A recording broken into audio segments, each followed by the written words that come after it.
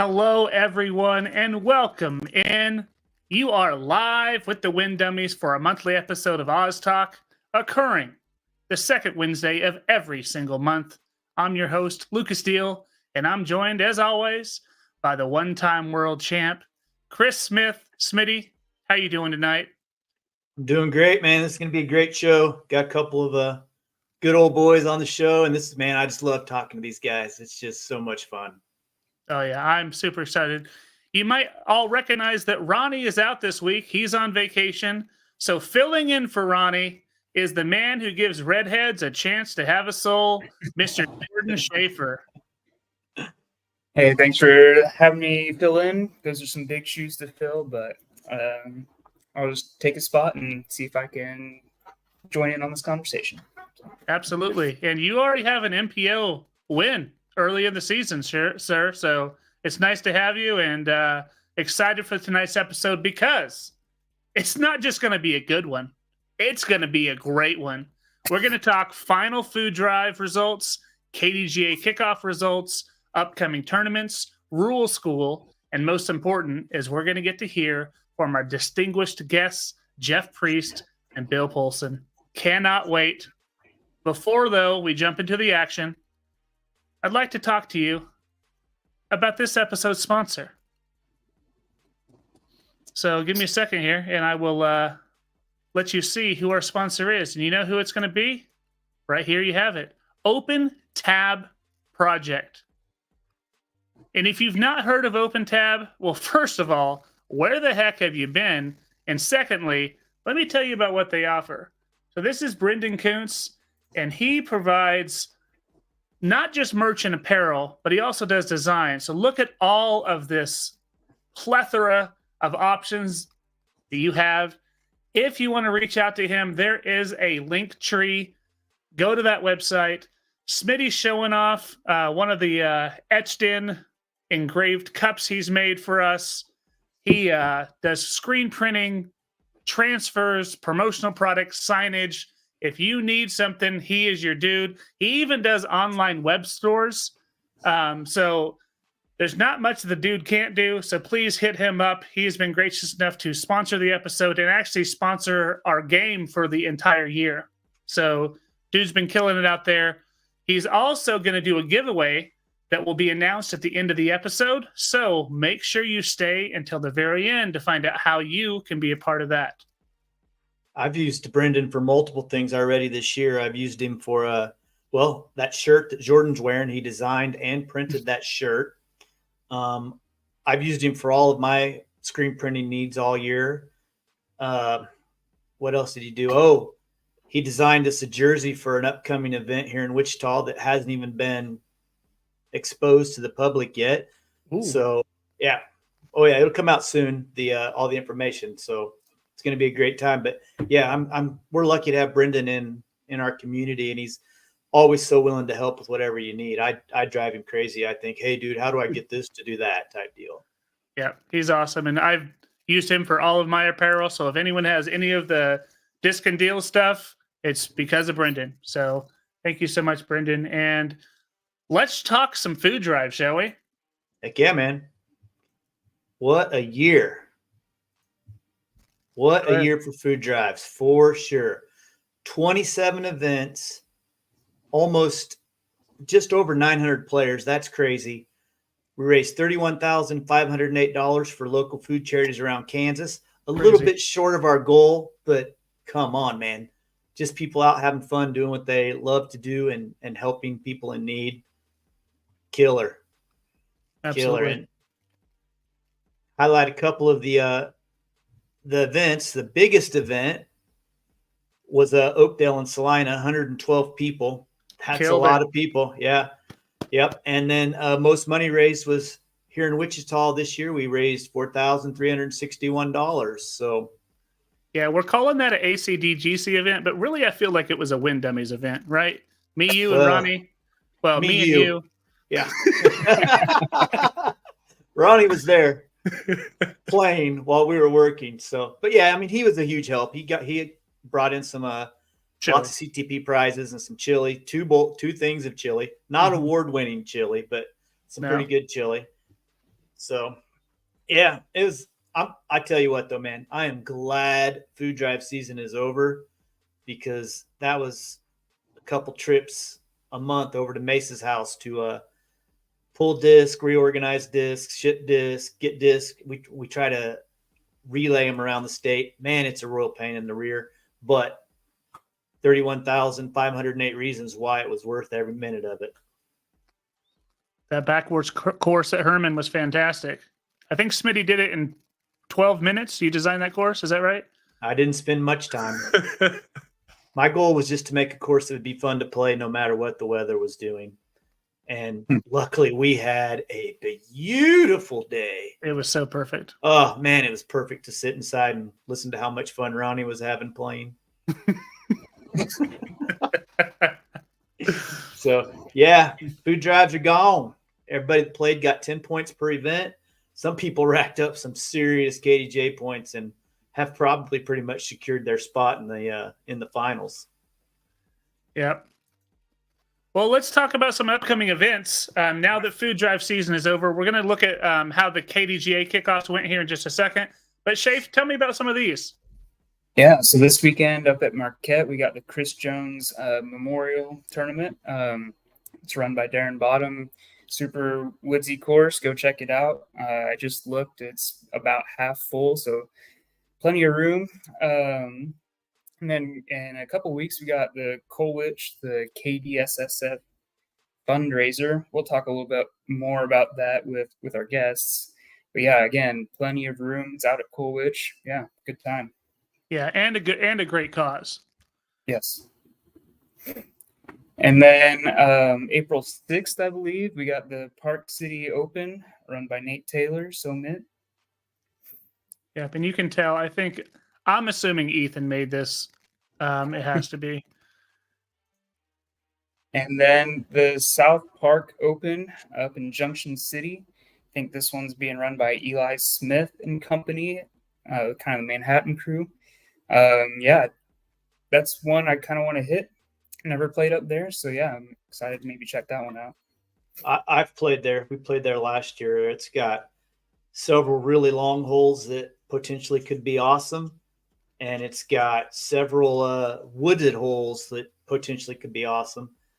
But it's a good time. It's fun if you have an open weekend and you're not playing in Park City because it's the same day as this. Yeah, I would think about heading down to Junction City.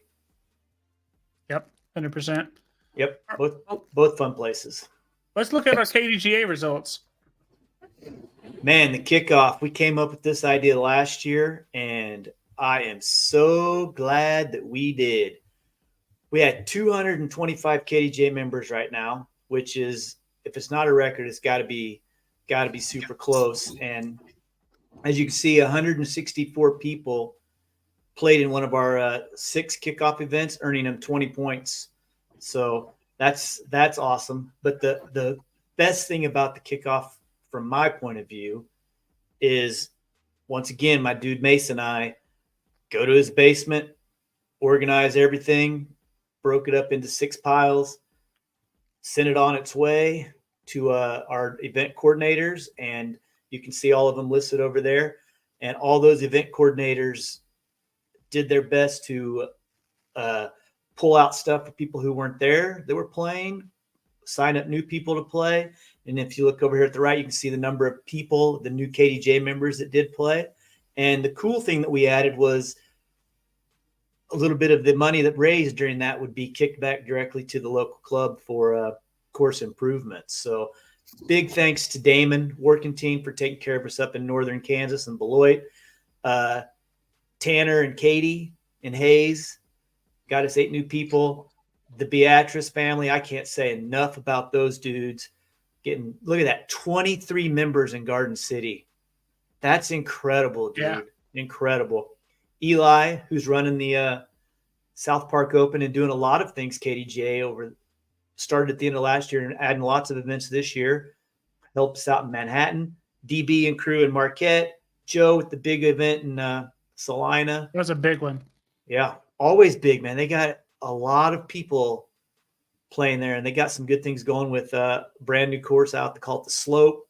They got Thomas Park. They have Lakewood, which is always my favorite, or not favorite, but old school time. And then just across the street from Lakewood, Indian Rock, which was going to fall on a lot of people's favorites. And you can only play that once a year. So be on the lookout for that. And then here in Wichita, Mason and I divvied out some stuff there at Millbrook Park. But getting what did Kevin say, about 70%, 75% of our merchandise out just really takes a load off of the amount of work that Mason and I have to do to get that stuff to people.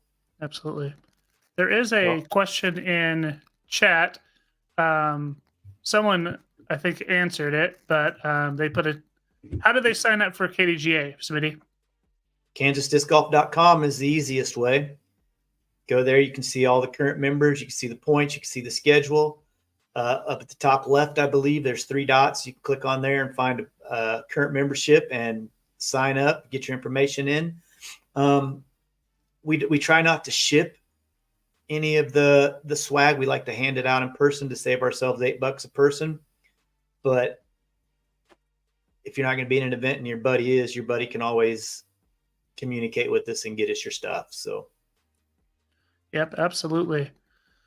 Yeah, so good kickoff. And last month we had a sponsor for the podcast, Wild Bill Hickok, and Andrew was giving some discs away. I have them here with me. They're sitting downstairs because, why would I remember them? But I still have pictures of them. These are the exact discs, a hex and a time lapse. In order to be eligible for this giveaway, you had to join the Wild Bill Hickok Facebook group. You had to subscribe to Disc and Deals coverage if you weren't already, and that was all you had to do. If you commented on the episode live last time, you automatically got entered in as well. So we have quite a few names here, and we're going to do this giveaway right here, right now. So let me find that. There it is. All right, so we have 15 people here who are eligible to win, and we're going to pick 2 winners, one for the hex first and then the time lapse second. So here we go. This is for the hex.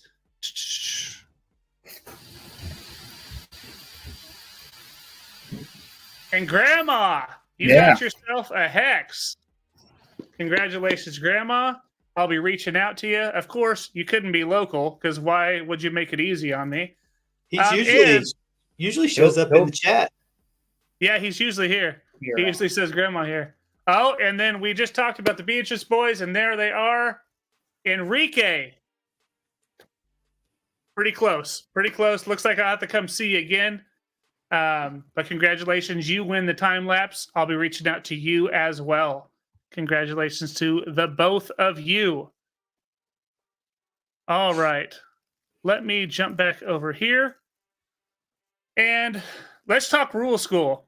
But before we do, let's bring in our boys. Let's bring in some homies. Yeah, man. We got Bill Paulson, who was previously on the last time Schaefer was on. And that's Bill, the good-looking dude on the right with the beard.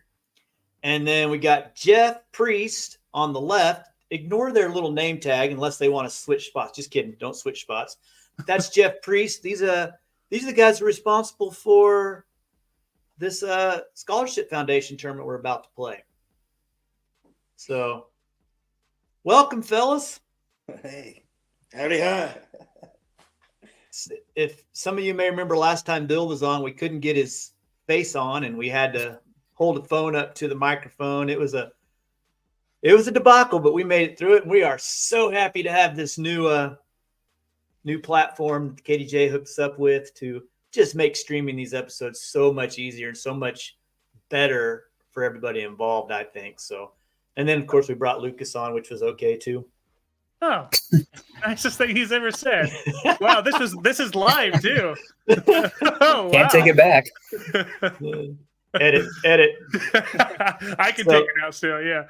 Lucas, why don't you tell us the rule, and maybe we can discuss it a little bit and then go to the actual I don't know the actual circumstance of this, but let's talk about a throw in general.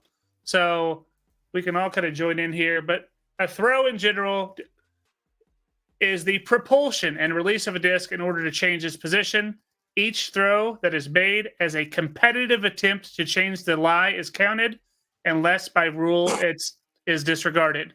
For a throw that is disregarded, and we won't really talk about that. So, Smitty, tell me about the situation that occurred, I think, at your tournament, right? Yeah.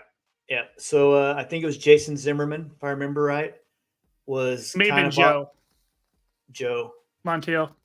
Oh yeah. You're right. It was Joe. They was off in the crap, so he threw a bad shot first of all, and he crawled in there and tried to throw. And as he reached back to throw, the branches or whatnot knocked the disc out of his hand, and the disc rolled off down to behind him in his backswing and knocked it out of his hands. So he wasn't quite sure how to play it. He wasn't sure what the actual PDGA rule was because it was a PDGA event. So I'm not sure what they did at the tournament, but ask us afterwards. Hey, you got a cricket in that house. So, Shafe, what do you think, man?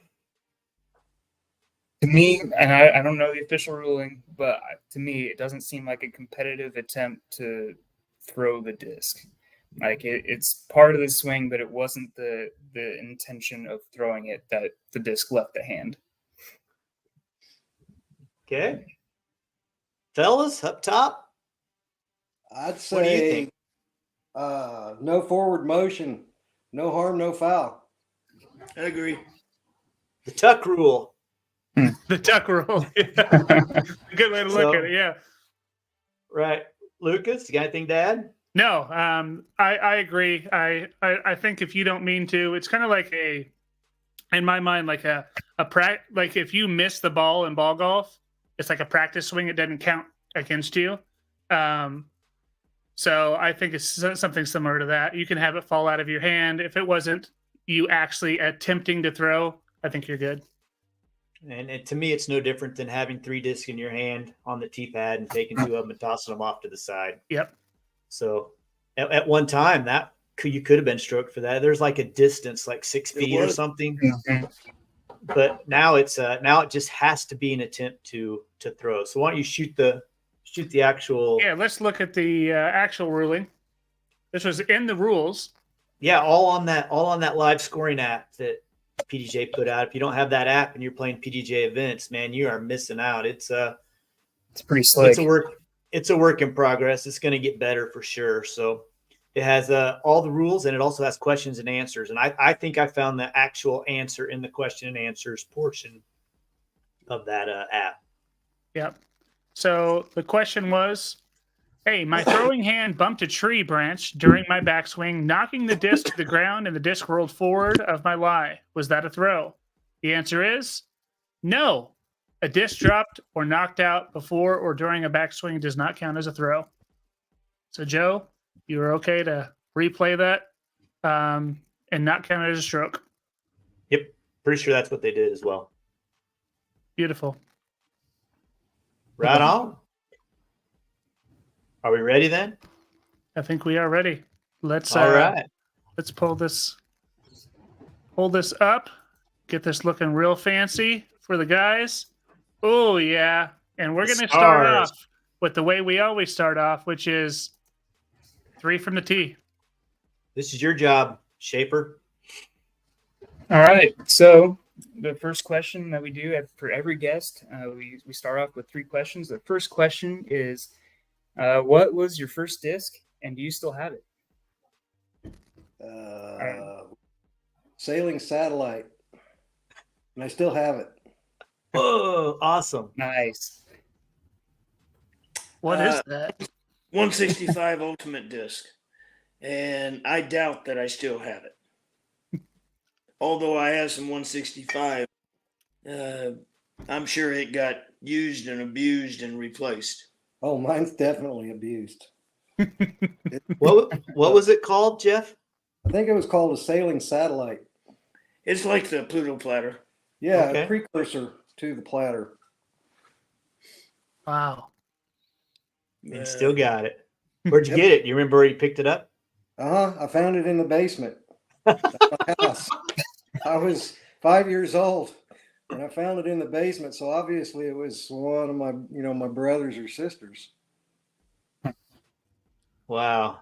And then that got you started down this path that we're going. Started throwing it, yeah. Awesome. That's awesome. Awesome. All right. So the second question is, if you were on one card, or if you had any people to choose to put on your dream card, what 4 others would be joining you on your 5-some? These can be And past. Yep. Oh, go ahead. No, I was going to say what you were saying.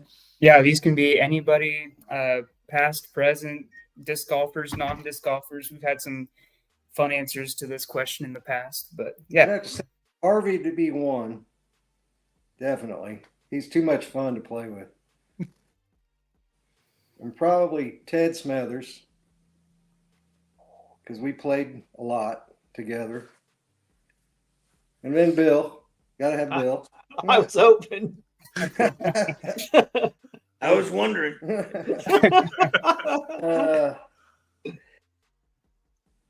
That's all I can think of right off the top of my head.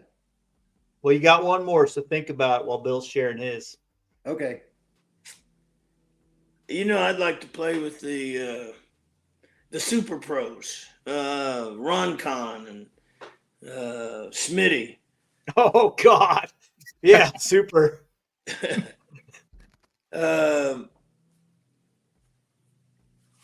Yeah,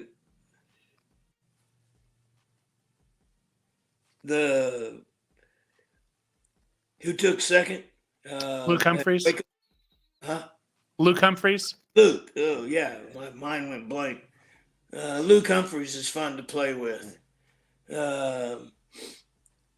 but to be realistic, in order to get a card together from around here, some of the old people like Buddy is always fun. Dennis, those are 2 guys I get to play with all the time, and I wish this piece still played.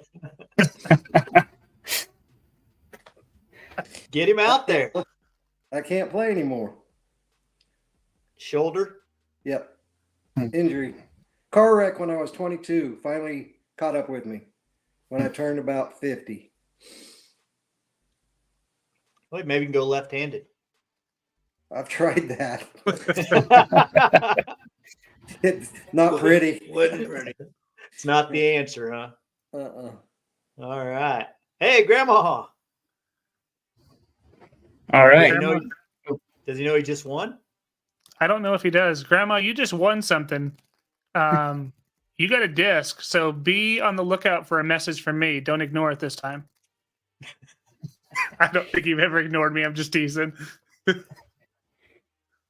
All right. And then the third and final question from the 3 off the tee. It's a hard one. What is your favorite memory in disc golf?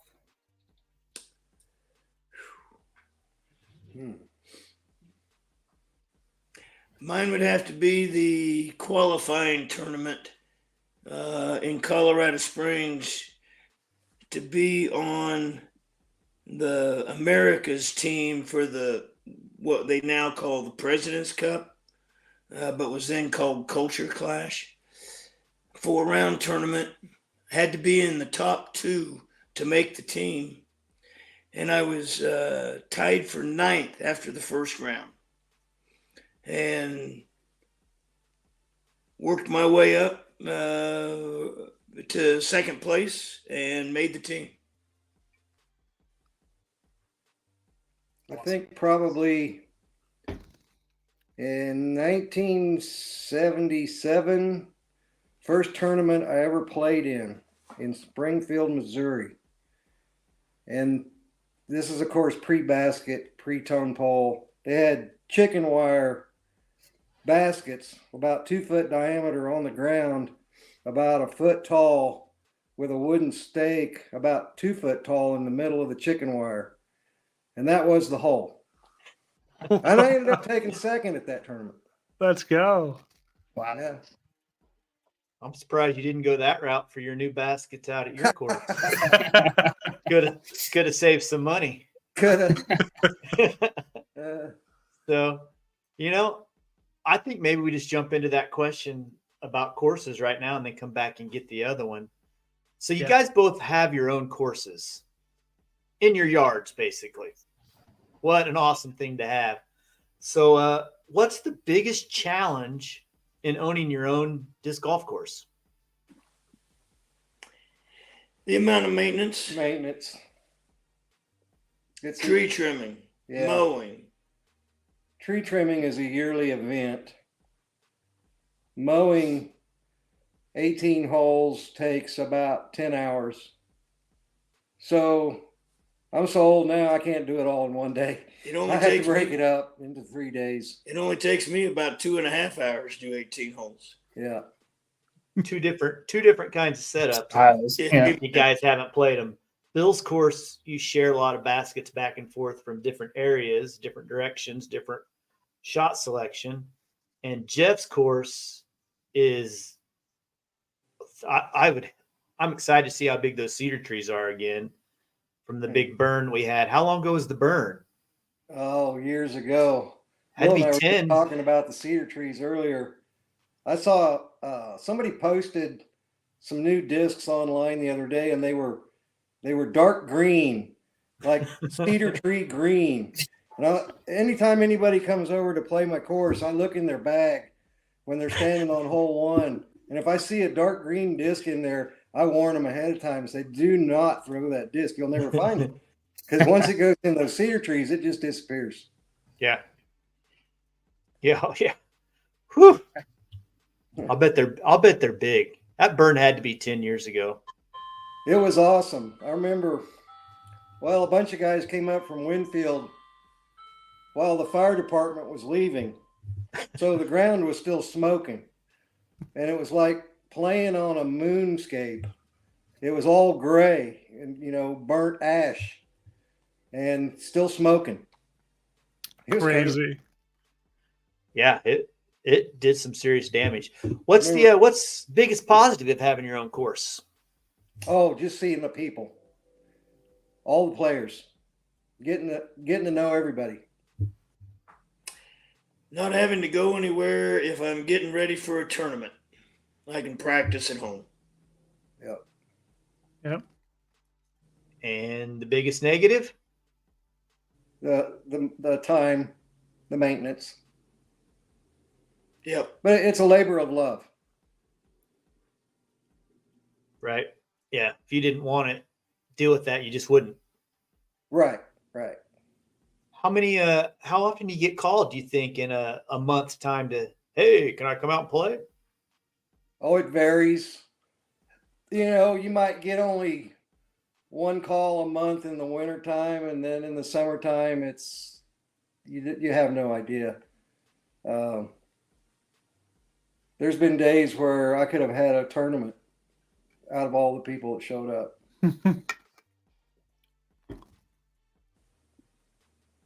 Are people pretty respectful? Very much so.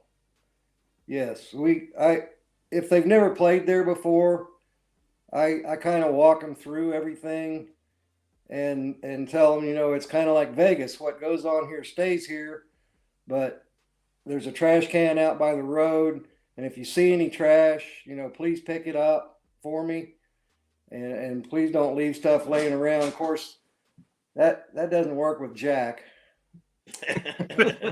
Jack's about the only one that I'm still finding beer cans under trees. Well, I remember whenever you'd host the Tick Ranch events, you'd always have the 2-stroke penalty for littering. For intentional littering. Yeah. Right. If it's an accidental, something fell out of my bag, no, we don't know. But if somebody's being, obviously just trashing the place, I would threaten them with that. We've never used that rule, but I would threaten them with it. It's a good threat. Absolutely. Okay, I'm going to back it up and get that first question. Yeah. Where did you dudes meet? How did this all get started? 1978. Yep, 1978. Ted Smethers and I had formed the Pittsburgh Frisbee Club, which was a sanctioned club by the university. And we were out on a practice field. Playing ultimate. Yeah, we were having ultimate practice. Getting ready to go to a tournament. I think it was in Springfield. It was Yeah. UFO. Anyway, Number one. we had club shirts on that had PFC for Pittsburgh Frisbee Club across the chest. And here comes Bill walking up just out of the blue. Nobody knew who he was. He come walking up and he looked at me and he looked at my shirt and he goes, what's PFC stand for? And me being an asshole said, that stands for pretty fucking cool. Bill, I'll let Bill finish what he said back. I laughed. But having just gotten out of the service, I figured he was some lowly private and I wanted to speak to the captain. Yeah. So I said, take me to your leader. Private first class. Anyway, what was that, 46 years ago? I don't know. I knew right then and there we were going to be best friends forever. It was just, you just knew it. You guys share a few hobbies outside of disc golf too, I believe, right? A lot of woodworking and stuff. Sure. Oh, yeah. Yeah, we're both woodworkers. We both have our own shops. Yeah. Yeah, you make some pretty killer guitars, right? Isn't that your go-to? The last one I made was a baritone ukulele. I've done a couple of those, 4 or 5 of them now. I kind of like those. They're smaller. They're easier for me to hold on to and handle while I'm spraying lacquer.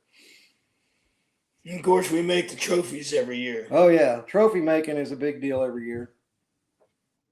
Yeah, That's for always fun. for this event, everybody gets one, right? Yep. Yes. Yeah, it's a thank you for coming and playing And donating your money. right. Got to have something. I Right. think the last one I got didn't it have an Ace Mason mini attached Yes. to it.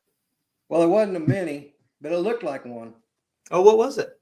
They were, I think Cultured marble. they were like plastic injection molding test pieces or plastic molded test pieces because they were all just different colors and different thicknesses. And they sure looked like a mini. And it's like, well, how can we use these? And we thought about it for a while and came up with an idea.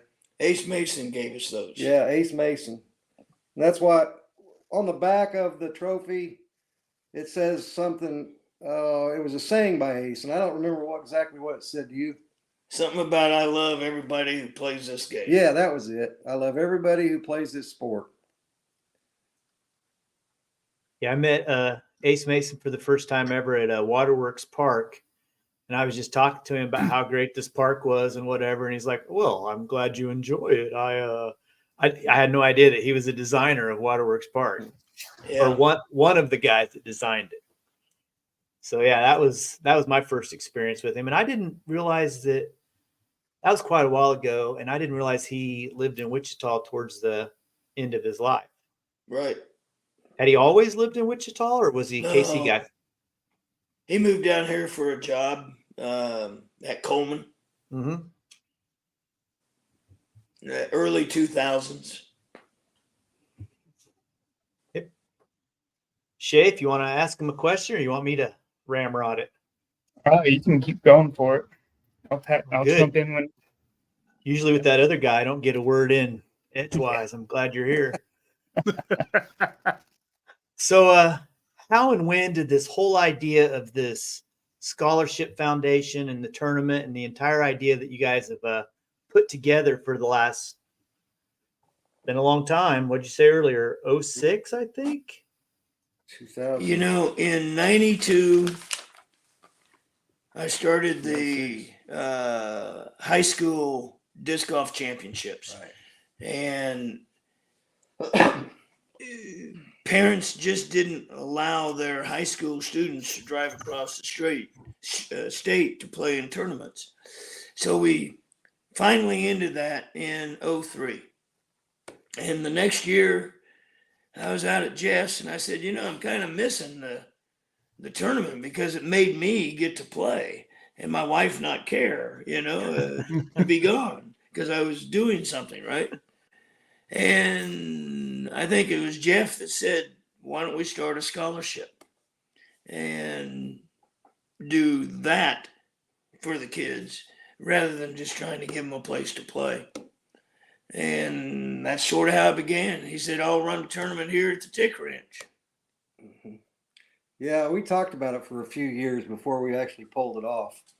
We had to figure out, No, we did it that year. well, the structure, Oh, yeah. I mean, because we had to come up with, as a foundation, you have to have bylaws and rules. And to become a 501c3, the tax deferred, that took a while. yeah, and the first scholarship was 2006. Billy Jurdy from Newton. Yeah. Yeah, Billy Jurdy from Newton. She was an ultimate player. Ultimate. Yeah. That's probably Juice's. Hey, Ronnie. Oh, that guy. Yeah, I'll bet Billy is.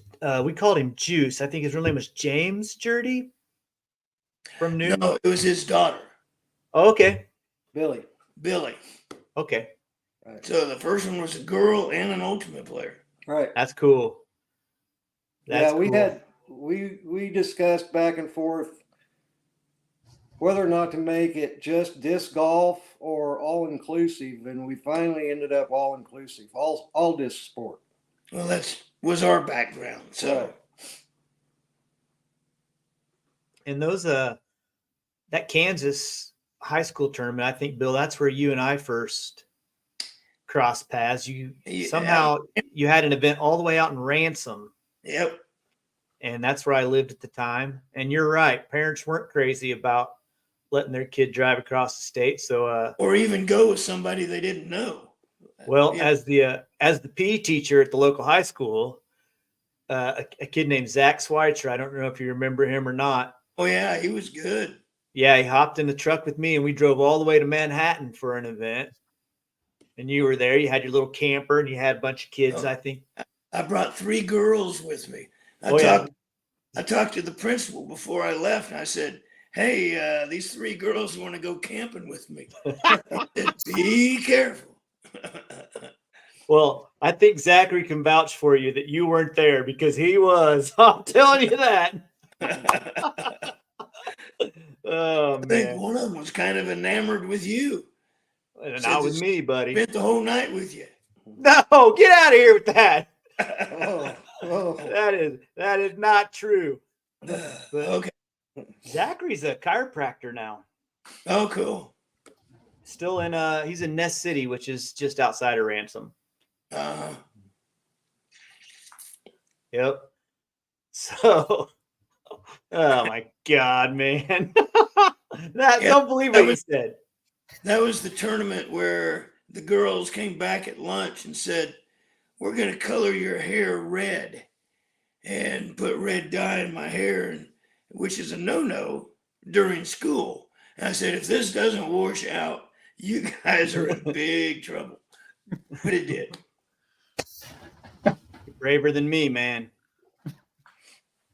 So, all right. So next question. Where can the scholarship be used? In-state institutions, trade school, junior college, university. Right. And it's not just high school applicants. It can be returning service members. It can be anybody going on to continue their education. That's good to know. I didn't actually know that. I thought it was for graduating seniors, I think is what I thought it was. No, it started off that way, but we opened it up to existing college students. We've had people apply. Oh, heck yeah. Years in a row. Struble won it, 3 or 4 years in a row. Oh yeah, I saw that he took full advantage of that in those Yeah. pictures you sent me. Yeah. You might have had a couple of Strubles that took advantage of There it. was a couple. Right. Yeah. How does somebody qualify for it? Fill out an application. They look at the last thing we look at is financial need. It's a factor, but it's small. Mostly it's who you are, what you've done, both playing and service wise. Yeah, so far we've never denied anybody. But this year might be different. The percentages of the available money may be a little different between who's applied, depending on their application. But we've never denied anyone yet. And like Bill said, it may change this year. We have a new board, and Yes. they voted minimum $1,000. So if we get 4 people and we have 3,000 to give away, somebody's going home empty-handed. Right. Well, that's the way the world works, right? Oh, Yeah, How much was our first? How much did Billy Jurdy get? $300. 300 was the very first one. Yep. Now we're giving away over 3,000 every Yeah. year. That's awesome. Amazing. And Ed just popped in a question there. What's the criteria to win the scholarship? I think you've touched on it a little bit. Anybody who applies is looked at, right? Yes. Anyone who applies is considered. Love it. And they have to have some sort of a disc connection, though. Oh, yes. No, that's number 1. Yes. Yes. That's all disciplines, right? All disciplines. Yep. Freestyle, ultimate. Guts. You name it. Yeah, we even had a guts player. Yeah. Really, that's cool. Give me that paper there, would you? And they have to be the person, or can their can their dad be a player, or you probably prefer them to actually be the participant? They have to be the involved person. Good. Yes. Super cool. Now, there's been a couple cases where the dad did play, and the kid finally got old enough to graduate high school and was going on, and the kid applied at that point, and they have won some money. Yeah. Are you getting more and more applicants now compared to 4, 5, 6 years ago? In the beginning, it was hard getting applicants. We haven't had a problem since. We had 1 year where we didn't have any. Wow. The very first year, the guy who was supposed to apply ended up not going to school. No, 2011. And then there was another year. 2011, we didn't give out anything because there wasn't any applicants. And all that money went into the foundation itself, because 100% of the interest that we raise is paid out in scholarship. Right. So For every dollar we take in, 50% goes to an interest-bearing account, and 50% is given out as scholarship money the next year, plus whatever interest that interest-bearing account generated. And the interest-bearing account generates quite a bit now. yeah, it used to be nothing. Now it's over $700, $800. Right.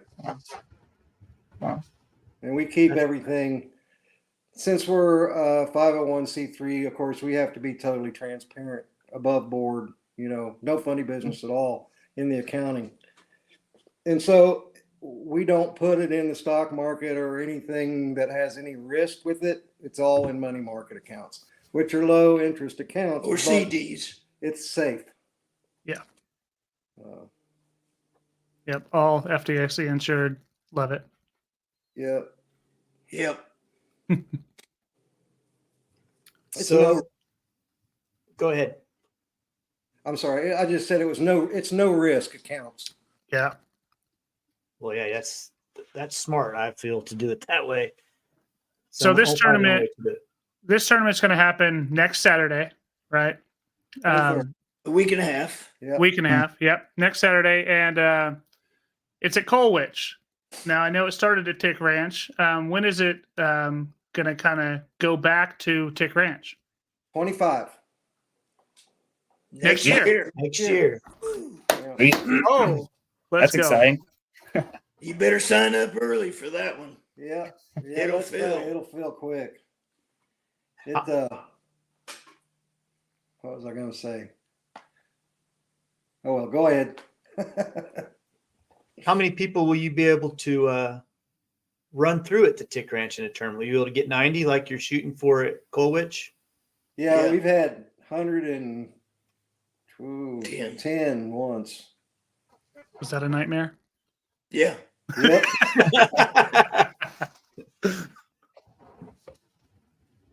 It's always fun. I remember one time we played way out in the back and up this dang hill. Oh, the top of the world shot. I think Harvey said it's the highest point in Butler County. I don't know if he's telling the truth or not. Well, it's the third highest point in Butler County. According to the topo map, it's the third.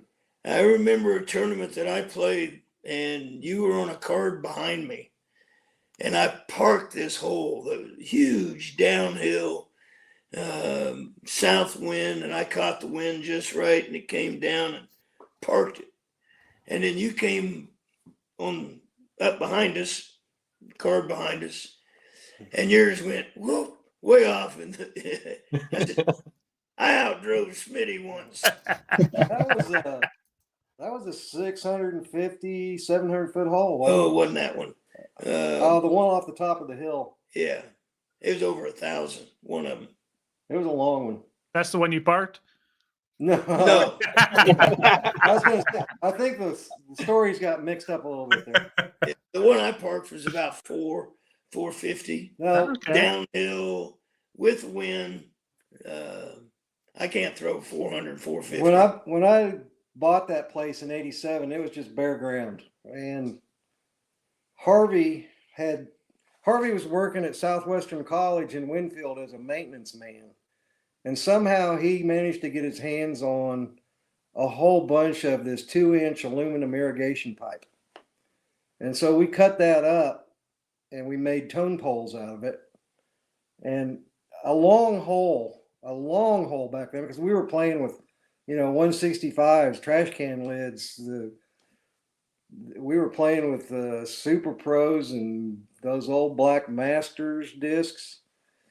Well, you wanted the biggest That's right. frisbee that you could for putting, Yeah. so you had a better chance of hitting the A pole. long hole back then was 180 feet. That was long. I think his memory's a little short. But that's okay. It was long. Well, the fairways, I had a mower that was like a 34-inch wide cut deck. So I would mow out to the pin, around the pin about 3 or 4 times, and then back to the tee box. And that was it. That was the fairway. If you weren't on the fairway, you were in deep shit.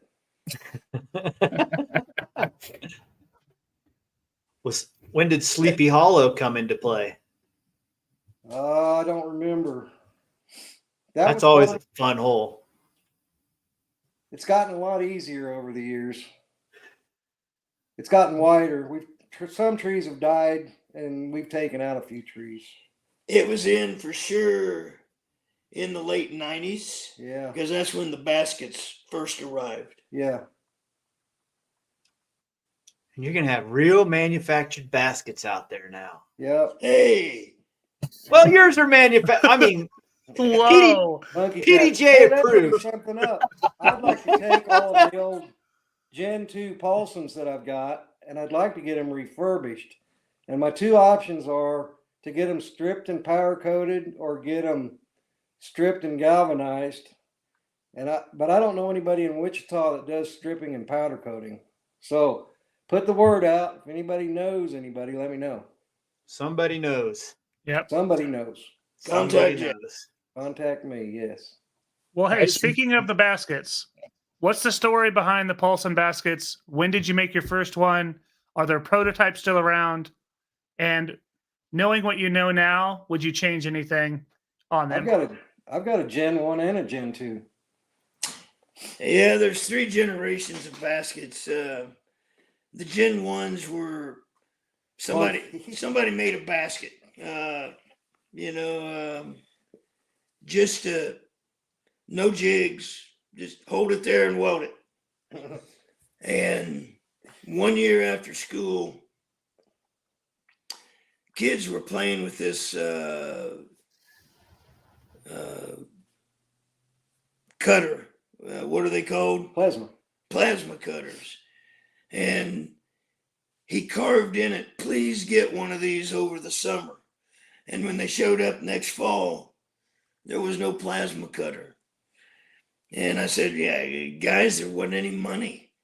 And I said, next day I came back and I said, "Just how much do you want a plasma cutter? And what are you willing to do to get it?" And so I went through the proper channels and started a class for manufacturing. And they agreed to it.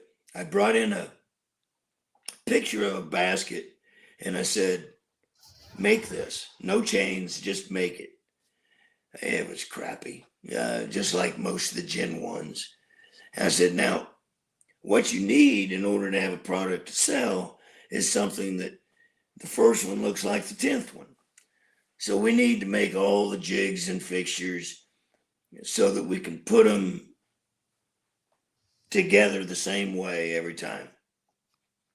And if you're willing to do that, I know how to get one."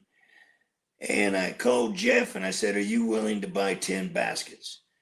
And if you are, that's enough for us to pay for the plasma cutter that I had to talk the welding supplier into leaving us without being paid." And he says, "We don't do that." I said, "It's the only way."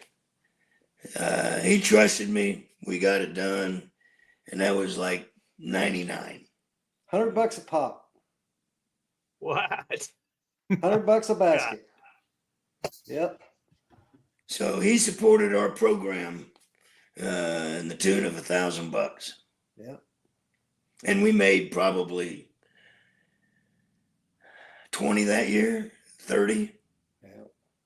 There's a of bunch the of them. Gen 2. A couple years later, Colwich needed baskets, so we made the Gen 3 with a new class, New jigs. new design. Yep. Had the tapered basket rather than the straight up cylinder. Yeah. Right. That's Yeah. sweet. That's awesome. Man, So cool. you went through some work to get that. Wow. And I love that you're supporting each other too. That's so cool. Yep. Yeah. What are friends for, right? Well, my friends like Lucas are here to make fun of me most of the time. So, We get our pokes in. Oh yeah. all right, good. Didn't want to think you guys were, I don't know. I'm not going to go there. That's the first time ever. We're not done yet. Here's an interesting question. How often does that trophy get a nice little wipe down? And why doesn't the winner get to take it home for a year to look at it? We're talking about the No, big tick, boy. Yeah, this is from Nate Alton. it does get cleaned every once in a while. I don't really know why it's never gone home with somebody, honestly. What do you think would happen to it if it did? Would it ever come back? Maybe. I don't know. It I just can Depends tell on you- who wins. I can tell you what's happened to the Kastner Cup over the years. That's the one for Beloit. Oh, It's been taken apart by a bunch of drunk monkeys in Beloit. It's been put back together in a different configuration by a bunch of drunk monkeys in Beloit. Hmm. It's had tons of whiskey drank out of the top of it. So I think you might want to just keep it in your shop. Seems safer. Pull it out. Yeah. Who knows? Someday somebody else is going to have to take care of it. and then it'd be up to them. I think at times it's been displayed with the Kastner Cup. It has been displayed at Ducks. It was displayed at Ducks for a year once. I lost the KDGA trophy for a year once. Then Leahy won it, and I looked all over for that son of a gun. I mean, I looked and I looked and I looked, and I had just moved, so I was for sure I left it or lost it or something. Oh no! And I was going through the steps to buy a new one and replace it and get everything I could do, and I just put it out on Facebook. Anybody know where this thing's at? And I had taken it to Ducks so people could look at it, and it was there for 2 years.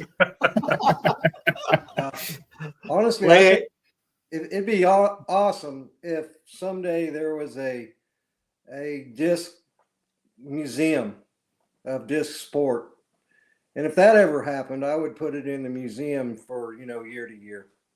Pretty sure there is a disc golf museum in the distribution center in Emporia.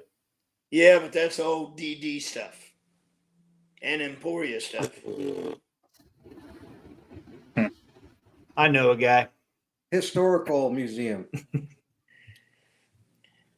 There used to be that museum in the Outlet Mall in Newton, that Kansas Sports Museum. Is that long gone? I don't think it's there anymore. I wonder where that's at now. Because that had lots of cool Kansas artifacts. It used to be downtown, wasn't it? Yeah, it was at that. Still there. Oh.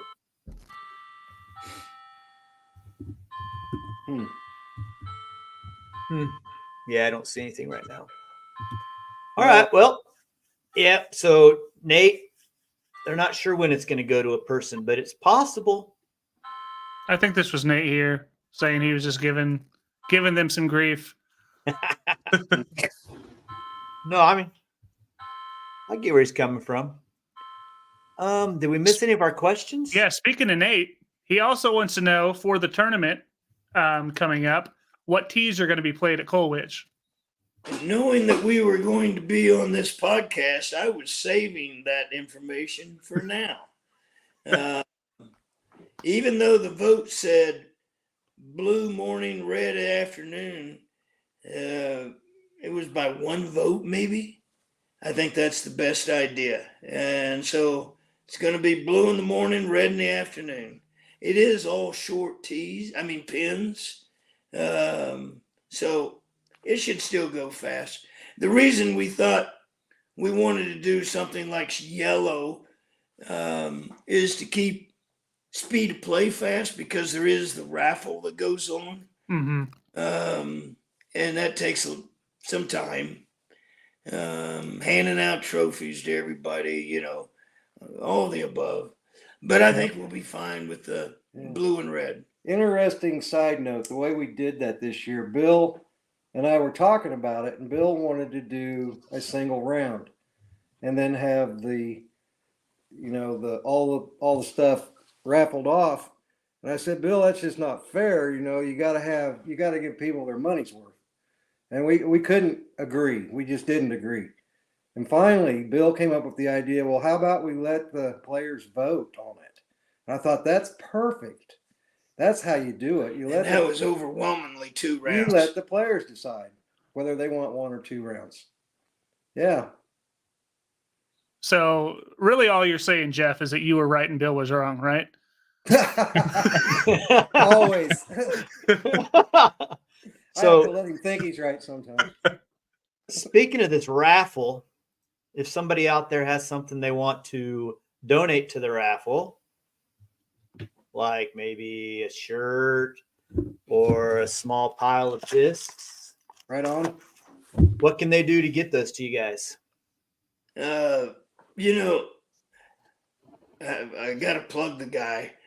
Duck has been a fantastic partner for us, raising raffle prizes. He has the connections with all the different manufacturers. So we've got Zuka on board. We've got Prodigy on board, and I was supposed to have a list run off, but oh, look here. It's on the bottom of that flyer, Lucas. Let me pull it up.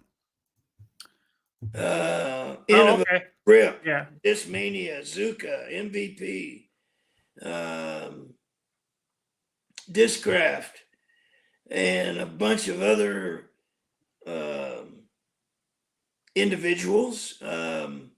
Smitty, Ramser, Madison, Harpool, Converse, et cetera, et cetera. And I know Yeah. there's more. Yeah, that's sweet. So, And if well, someone wants to, they can't play and they want to donate, where can they do that? You know, there's a website to do that. The best way right now is to contact Ducks in Wichita, and they can donate through them for us. So that's about the best I can tell. I think you can go to Disc Golf Scene. I'm trying to look here. I'm trying to look it up too. I'm pretty sure you can go to Disc Golf Scene, and there's a place where you can donate directly to. See what it is. There we go. Yeah, you don't have to be present to win the raffle. Okay. And so you can get raffle tickets and make arrangements of somehow getting the stuff.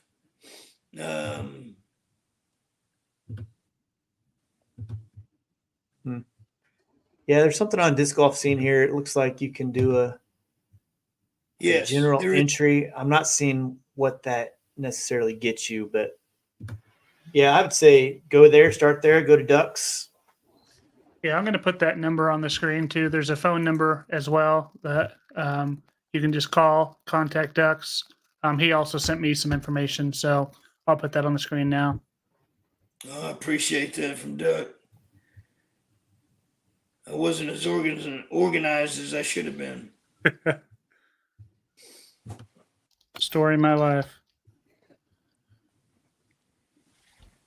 So let's see. Okay. Yeah, it is on Disc Golf Scene fundraiser. And then Yeah, that's the number to Ducks too, if anyone wants to call. If you're considering donating, just call that number there on the screen as well. This is such a great cause, and these guys have been doing this for so long. Do you know how much money you guys have given away in scholarships over the years, like in total? Yes, sir. I've got it right here. That I do Sure. have. You're organized.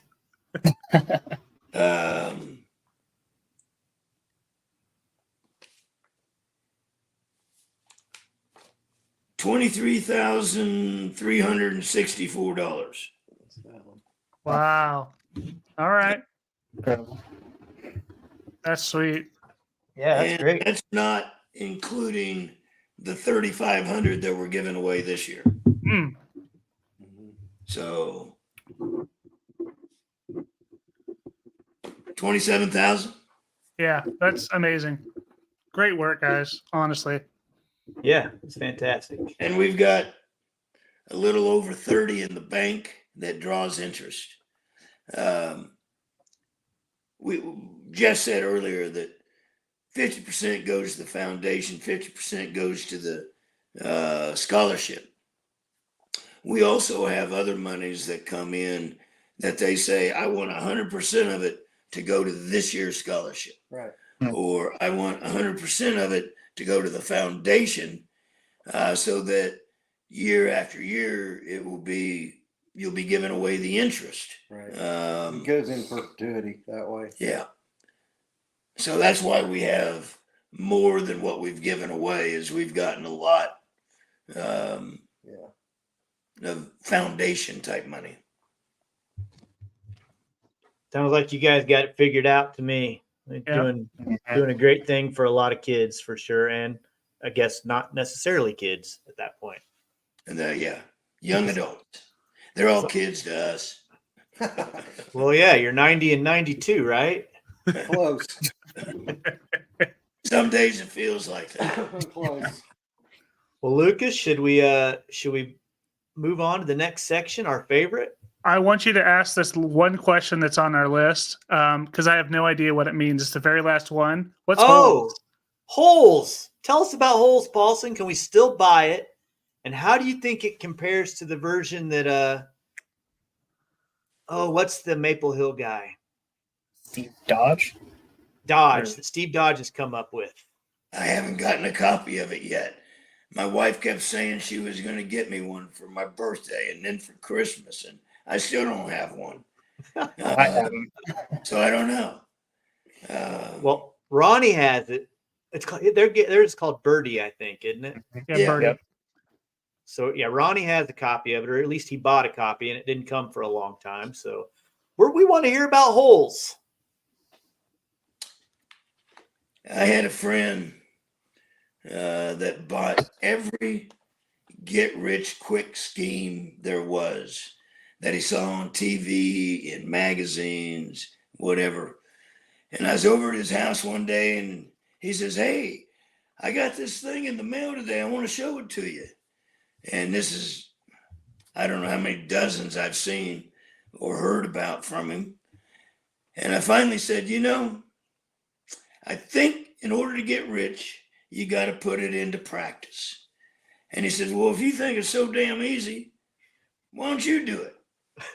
So that set the bug. I thought, there's no disc golf board game, even though the disc golf computer games were just coming out. I said, this doesn't have a chance. But I'll make a disc golf board game. So I made it on a big piece of paper. Went to get it printed, and they said, "We can't print it that big." So I had to totally redesign it. Made the first dice at Jeff's house, and they were not perfect, but we tried it out.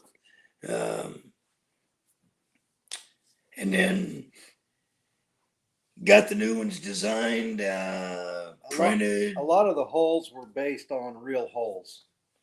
I know one of them was based off one of my holes at the Tick Ranch. And then there is the first edition that included 2 different 9-hole courses. Then the second edition came out, and it included another 9-hole course using 3 dice instead of 2. And then another edition came out that was designed after the Hayes course. And that was what was going to happen from then on, is it was going to be, this is that course on a board game. And that's about the time the kids were getting into scouts, and I had sold just enough of them to break even and pay off any debts that I had. So I mothballed the rest. So there are some available. I've got one. For sale still. Oh, Just have to contact me and make arrangements. I might have to get my hands on one of those. yeah, seriously, that sounds so sick. That's awesome. It's a dice game, and then what you roll determines whether you threw a good shot or a bad shot type Right. deal. Some of those, yes. Right. There was a game called Thinking Man's Golf that I had that was similar, but it was based on ball golf. And you rolled dice, and it told you your yardage and how far left or right you went based off whatever the wind was based off the dice. And so that kind of became incorporated into Bill's game. That's Yeah, sweet. we had, that was back when 2-meter rule was still in effect. So one of the landing spaces would be on a tree. 2 meters, you're out of bounds. Tall weeds, lost disc. In the bushes, you're limited to 1 die, because your throw is. Because you're going to throw a crappy throw. Yeah. Sounds great. Yeah, that's awesome. Sounds great. Yeah, hopefully somebody will hit you up and There's going to be more than one person that hits you up for clean sure. out that closet. So I better get to work, huh? Yeah. No doubt. No doubt. All right. We're in a tube. And the problem with that was, they're laminated, so they would stay rolled up when you took them out. They wouldn't lay flat. So the last edition came in a notebook and folded in half. Used a grease pencil to mark your way around the course, wipe it off with a paper towel. I love it. I'm gonna have to get one. Yeah, seriously. No doubt. I think All the right. price went up. I'm out. Supply and demand. I'm Supply telling and you. demand deal here. Yep. All right. I think it's time. Shall we play a game? Shall we play a game? Shall we play a game? Shall we play a game? Shall we play a game? Are you a dummy? Shall we play a game? And then I'm supposed to have a screen that pops up, but I didn't have it, so we're fine. But we're going to play a fun game Smitty has made.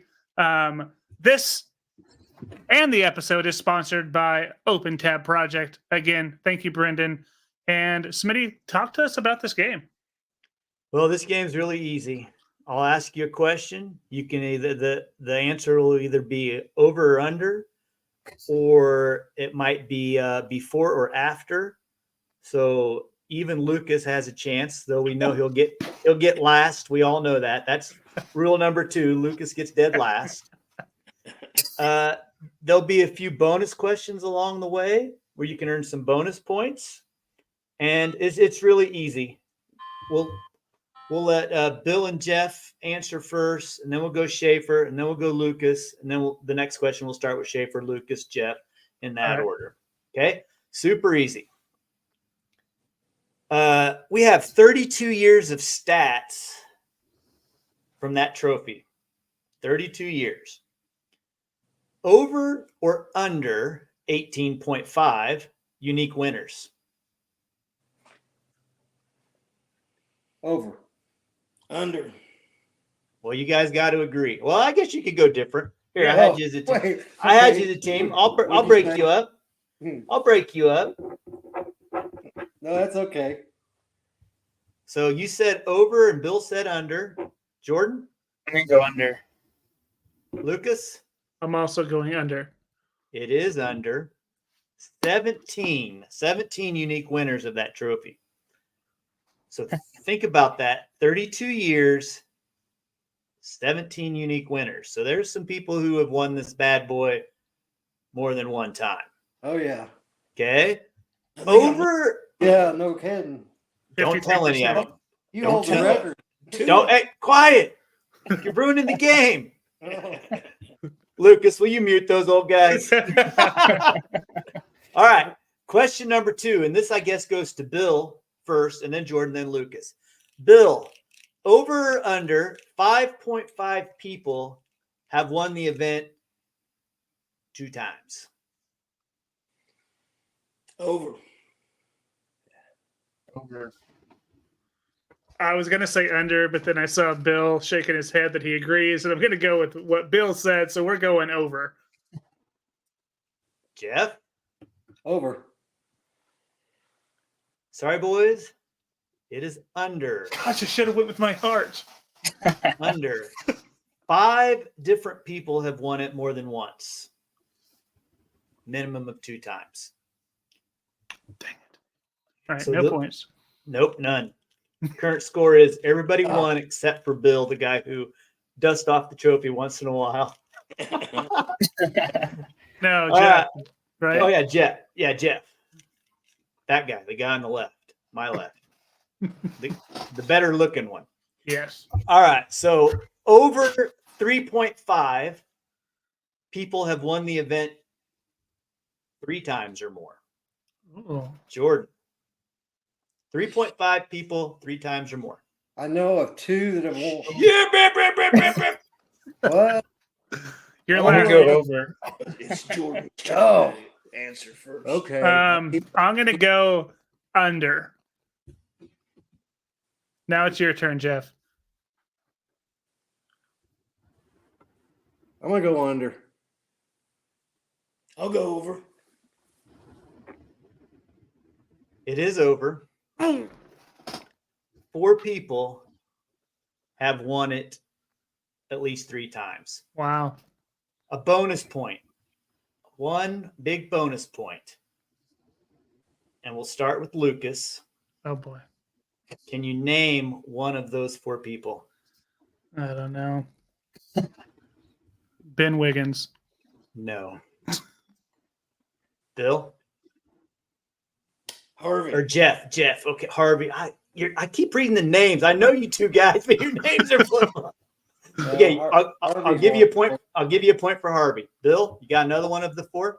What was the question again? Over or under? No. We're trying to get a bonus point here. Who are the people that have won it more than 3 times? Oh, okay. All right, I have Wait. one. We got Harvey. Who you got? Who I got? Mm-hmm. Yeah. I'm gonna say Dave Richardson. Unbelievable.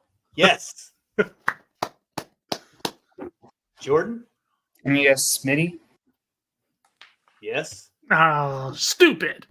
And the last one that nobody guessed, I'll give 2 bonus points to the first person who can name it. Blurt it out when you think you got it. We've said Harvey. You've said Dave Richardson. You've said Smitty. Who's the last person? Gal, ain't it? Ben I'll Mott. give you winner, 2 points. Gosh. Hey! Who was it? I missed it. That was, Mossy. that was his first tournament win. No kidding. Yep. I think so. Well, we're gonna say so. Current point update, Oh, just so everybody knows. Jeff, you have 3 points. Bill, you have 3 points. Schaefer, you have 3 points. Lucas, one. Hey, I'm on the board. I'm feeling good. Yeah. Good job, buddy. Good job. Okay, so I can't believe you got Dave. That's amazing. I didn't think anybody would get that one. So leads me to my next question. This one's before or after, and whose turn is it to go first? Jeff? That's up at the top. It's Jeff. Yep. Okay. Before or So after? before or after? Dave Richardson won the event 3 times before Harvey won the event 3 times. I'm gonna say yeah. So before? Before. Mm-hmm. Bill? After. Shafe? I'm going after. Lucas? I'm going to go before. You're on the board, buddy. You and Jeff get the point. Dave had 3 wins before Harvey had 3 wins. Right. Now, Harvey had 3 in a row, and Dave, I don't think, had that. I'll have to look. I think you're correct. Yeah.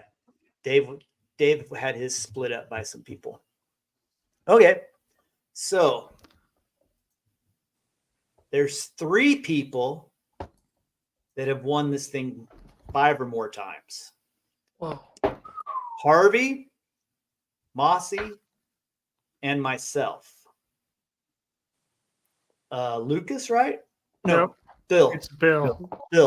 Bill. Did Mossy get his 5th win before or after I got my 5th win?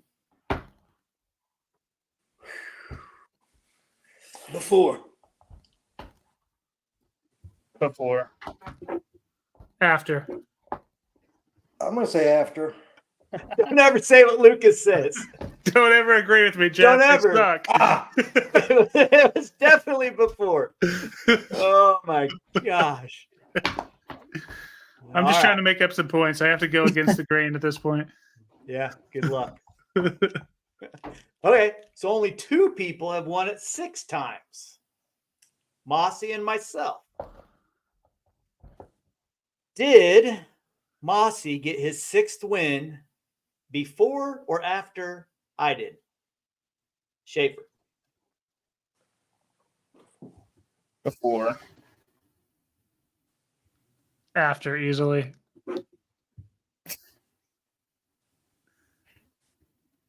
I'm gonna say before. Before. Good choice. Good choice, He did. guys. He Good got it choice, before me. guys. So we got a big tie at 5. And then we got Lucas, the kid always picked last on the playground, coming in with 2. We I'm a still solid- love you, buddy. I'm We a still solid love pick. you. We still love you. All right. So Ron Kahn Hmm. and Kevin Babbitt are both listed as one-time winners. Yeah. Did Ron win before or after Kevin? And this goes to Lucas, I think. I think it's Schaefer, but I'm going to say after. Okay. Jeff? I'm gonna say after. Bill? And Who? Did Ron Kahn win before or after Kevin? after. After. I'll follow the crowd here. Bad move. Dang. Ron Kahn won it in 2000. Kevin Babbitt won it in 2001. Oh, that's close, though. Yeah. Oh, yeah, real close. Real close, Lucas. Whole year. Proud of you, man. All right. So, one of our win dummies here, not pictured, Ronnie, and Scuba Steve have both won the event one time. Did Ronnie win before or after Scuba Steve? So I skipped Jordan on accident, so I come back to. So do think we need to it's- go to Jordan, or is it Jeff? I thought it was Jeff. Okay, Jeff. After. Ronnie. Okay. I'll say before. After. Say Lucas? before. Ronnie won the event in 2016. Wow. Scuba Steve won the event in 2010. So Scuba Steve won it before Ronnie. So the answer was after. After. Yeah. Cool. I Great. thought that's what the question was. No, Okay, sorry. it's after. He was. Yeah, Scuba Steve was I earlier. didn't know which one was after. Yeah. Oh, Doesn't matter. Yeah, I I'll was give- actually confused, too. I'll give Bill a point. Not Lucas. Hey, wait a minute. Hey, he was confused. He asked a question. He's always confused. True. I'm taking that point away. All right. Now he's really confused. Do I have 5? Do I have 6? All right, here we go. Question number 9 of 11. We're almost there, boys. Question number 9. Nate Alton and AJ Carl have both won the event one time. Did AJ win the event before or after Nate? AJ or Nate? Was AJ before or after Nate? Paulson, correct? Before. Yeah. AJ was before Nate. Yeah. Yeah, for sure. Jeff? Before. It was before. Yeah, that was an easy one. That was Yeah. an easy one. Well, AJ won it in 19 and Alton won it in 21. Right. So pretty recent there. Yep. This one's going to be a 100% guess for the 2 guys that are under 50. Yeah, that's me. It's me. Yep. The other guys are going to be a 50% guess. Before or after? Actually, you guys might know this. Bob Hergert and Greg Smith have both won the event one time. Did Bitchin' Bob Hergert win the event before or after Greg Smith? Schaefer. Before. After. I know what I'm going to say. You're going to. Before. I'm going to say before. Both befores, and it was before. I knew whatever Lucas chose, choose the other. You're learning. You're learning, Bill. So Bill and Jeff get a point. Lucas did not get a point. So go. Oh, I already got you. Yeah. I got Shafe. I just want to make sure. You can go back and check the replay. So our current score: Jeff 8, Bill had 8. Little controversy, got knocked back down to 7. Schaefer's at 7, and Lucas is still playing the game, and he's at 4. Okay. We can get to 5. Let's go, baby. Our final question of before and after: Scuba Steve and Ben Wiggins have both won the tournament one time. Did Wiggins win before or after Scuba Steve? After.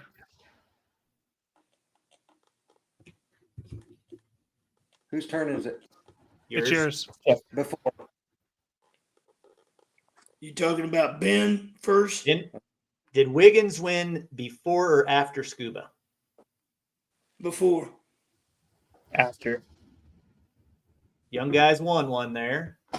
Wiggins. I remember Yeah, Wiggins won. Scuba won it pretty early. Scuba won it in 10, we said, and then Wiggins won it in 18. Okay. Yeah. I thought Yeah, Wiggins so- a lot earlier than that. Okay, so the last question. Let's give Lucas a chance here because this is a question you got to come up with a name. So let's make it worth 15 points. Oh, definitely not going to get it, but I love the 15 chance. points. So I said there were 17 different winners. 17. We've named 16 of those winners. There's one person who's listed as the winner of the tournament that we didn't acknowledge in the game. Anybody have a guess as to who that winner of that tournament might be? I have a guess, I think. Okay, let's hear it. Is it me? Oh, shit. You did win it once. You won it twice. I've got it the last 2 years. Sorry, Shafe. What the heck? Well, I think Shafe just got 15 points. No, Okay. he won it twice. He won it twice, and you said that person only won it once. Okay, that's Well, fair. I have to give Schaefer 15 points because I foobarred. So everybody say Schaefer. Schaefer, for Schaefer. sure. We're all still even. Sorry about that, Jordan. Dang it. I wonder if I skipped a question. Okay, well, there's one other person besides Schaefer and those other dudes that I mentioned. Dang it. That I didn't include in the quiz. Lucas, you got a guess? No, but I'll make up one real quick. Let's go Wrong. Crispin. No. Dang. That was a good guess. Let's run this one in reverse. Schaefer, you got another guess? Oh, did Bunch happen to win it? Not Nick. Bill, you got a guess? Yeah, I know the answer to this one. Yeah, I have to disqualify myself too. Oh, you can't disqualify yourselves. You can both say the name and Yeah, win. just say it at the same time. Well, it was Calvin, my son. Calvin Priest. That was the year that he was 6 years old, and he wanted to play in the tournament. And at the time, he was living in Parsons, Kansas with his mother. So on a Friday afternoon in the snow, we met halfway, and I picked him up, brought him back to Rose Hill, and it proceeded to blizzard up about 8 inches that night. And it was still a blizzard in the morning, and nobody showed up. Nobody showed up for the tournament. But Calvin wanted to play. So we went out and we played 9 holes, and I gave him the win. That's sick. That's cool. Yeah, he's probably the youngest winner. On 6 years old. Yes. Yeah. Yeah, That was in 1997. right. Well, he would have been probably almost 7. He was born in 90. That's so cool, though. What a fun story. Yeah. I made 5 gallons of chili. And we ate chili until everybody was sick of chili. And then the dog ate chili until the dog was sick of eating chili. I think I threw away about 3 gallons of chili. I got one for you. We had a tournament scheduled for 04,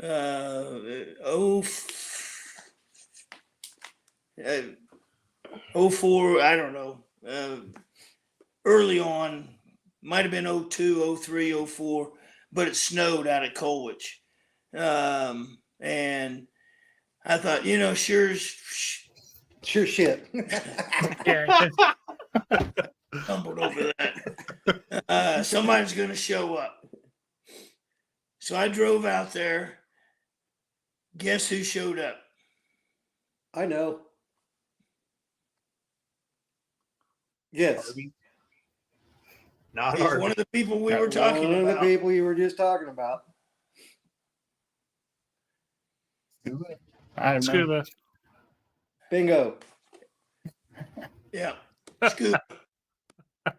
Scoop. And of course he said, "Hey, we're here. Let's play." Yeah. So we did. When Oh you're man. first one through a snowfield, you can see where the disc goes in and you can find it. Yep. Crazy. I miss that dude, man. I wish he would come back to visit. I saw a post where he said, "I'm going to start playing again." Probably He's the last having a time lot he of fun. probably last time he played was at your house for his going away party. And probably. Yeah. That was fun. Man, that was a blast. I've never played such a short course in 3.5 hours. Did you ever see that picture I made of Scuba? No. Oh, I've seen the photo where he's about this tall Oh, and the basket's way up here. yeah. you're Yeah, talking about that? that's Yeah, a classic. that is. Oh, Classic. every chance I get to share that thing, I bust it out. I Oh, you search back poke through him and with find that it. every time. Oh, I love it. I love Yeah. it. That's So great. does everybody else. The actual original photo I made, he hit an ace on that hole is what was going on. And I actually found the distance of the hole and calculated down what he got per foot, how many ice cream cones he could buy. Oh man. Yeah, disc golf is more fun when that guy's around, that's for sure. For sure. So, well, that was fun, dudes. That was so fun. Good. So, Indeed. you guys got anything else you want to tell us about the upcoming tournament or the foundation or just anything? No, I got something I'd like to say about the new baskets that are going in at the Tick Ranch. Do it. Sure. Next weekend, what's going on this weekend? Something's going on this weekend. I don't remember what, but next weekend is, of course, the tournament at Colwich. I need like 2 or 3 big, strong guys to mix concrete in a wheelbarrow to set those ground sleeves. I can't do it anymore. My back won't let me do that. I mean, I can mix 1 or 2 bags, but 17 bags, no. I would be in the hospital.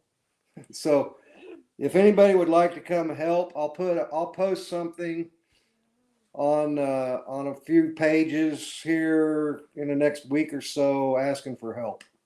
Cool. Do it. I'm sure you'll get some, probably more than you need. Well, just some big, strong guys that can mix concrete in a wheelbarrow.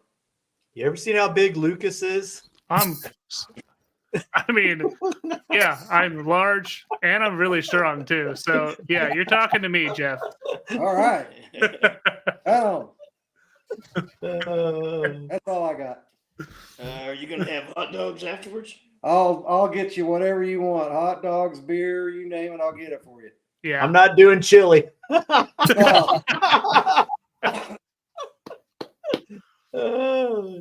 20-year-old chili.